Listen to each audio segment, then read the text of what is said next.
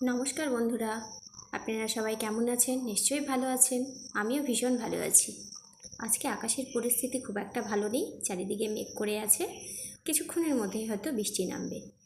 তো সে যাই হোক, বৃষ্টি নামার আগেই আমরা আমাদের বাড়িতে পৌঁছে যাব। বাড়িতে বলতে আমরা আজকে গ্রামের বাড়িতে যাচ্ছি। আর এই ডান পাশে যেই প্রাচীরটা দেখতে পাচ্ছেন, এটা হচ্ছে এয়ারপোর্টের প্রাচীর। এই প্রাচীর বরাবর যেই রাস্তাটা গেছে, এই রাস্তা দিয়েই আমাদের গ্রামের বাড়ি যেতে হয়। আর এই যে দেখতে পাচ্ছেন, উষসী একটা বিড়াল বাচ্চাকে যেন আমাদের গ্রামের বাড়ির জানালার উপরে এই বিড়ালের বাচ্চাটাকে রেখে চলে গেছিলো।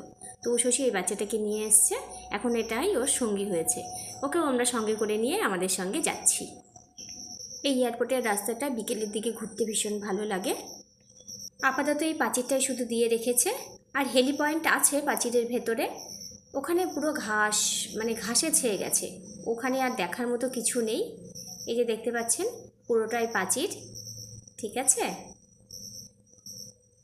আর সামনেই ওই যে গেটটাও মোটামুটি ভেঙে চুরেই গেছে, কিছুই নেই। এটা জানি না কবে সংস্কার হবে আবার। বন্ধুরা, আমার ভিডিওগুলি যদি ভালো লাগে তাহলে লাইক, শেয়ার, কমেন্ট অবশ্যই করবেন এবং পাশে থাকবেন। আমিও সকলের সঙ্গে আছি। আজকে টাটা।